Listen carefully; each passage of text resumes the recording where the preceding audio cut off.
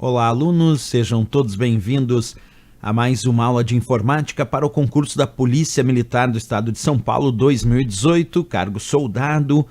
Vamos lá, resolvendo mais uma questão, acompanha comigo. A questão diz o seguinte: deseja-se no Word 2010, em português, em sua configuração padrão, configurar a página de um documento em colunas. Na janela Colunas, acessível por meio da guia Layout da página, algumas das opções pré-definidas de coluna são: letra A, de textos, de imagens e de figuras. Letra B, principal, secundária e oculta. Letra C, larga, normal e estreita. Letra D, 1, 2 e 3. E a letra E, simples, dupla e quádrupla. E aí, pessoal, qual dessas é a resposta certa quando falamos sobre o recurso colunas no Word 2010? Para demonstrar isso, eu quero que vocês observem aqui a imagem bem passo a passo. Aqui está o meu Word 2010. Quando nós clicamos na guia Layout da página, nós vamos encontrar um botão chamado Colunas, que nos permite, então, formatar esse documento para, em vez de exibir apenas uma coluna, como é o padrão atual, que eu possa alterar essa configuração para digitar um documento de repente em 2 colunas, 3 ou mais. Para isso nós vamos clicar então na guia layout da página, no botão colunas, e aí nós vamos perceber que aparecem algumas formatações pré-definidas. O padrão inicial é uma coluna, mas ele me permite escolher, por exemplo, 2 colunas, 3 colunas, permite esquerda, direita ou até mais colunas.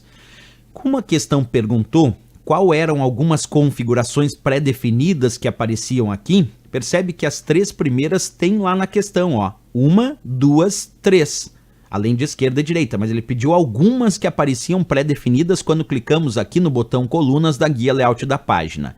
Então, voltando à questão agora, qual dessas opções é a correta? Quando ele diz na janela colunas acessível por meio da guia layout da página, algumas das opções pré-definidas de colunas são, olha, as que nós acabamos de encontrar entre algumas dessas opções pré-definidas são 1, 2 e 3, da letra D de Dinamarca aqui. Observa ali, ó, 1, 2, 3, são algumas opções pré-definidas que aparecem nessa janela de colunas aqui na guia layout da página. Por isso, de fato, a resposta a letra D de Dinamarca.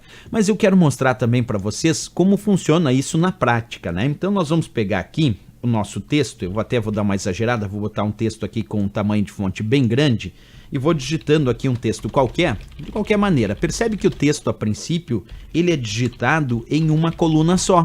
Olha só lá. Agora eu vou clicar lá na guia layout da página, vou escolher o botão colunas e nós vamos escolher aqui a opção 2 colunas. Percebe que agora o texto está sendo digitado ali em 2 colunas e não mais em uma coluna como estava antes, ó. Aqui uma coluna inicial, mas quando eu terminar nessa coluna ele já começa digitando na segunda coluna.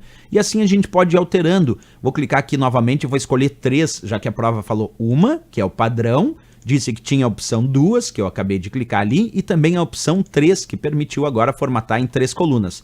Claro que se o usuário desejar mais formatações de coluna, ele pode clicar no botão colunas, clicar na opção mais colunas, aí aparece uma caixa de diálogo, onde nós temos várias configurações, e aí nós podemos colocar uma quantidade até maior de colunas, e ainda definir qual é a largura para cada uma dessas colunas, qual é o espaçamento entre elas, escolher até uma linha entre essas colunas é possível, como eu acabei de colocar aqui para ficar bem visível a separação das colunas. Certo, pessoal?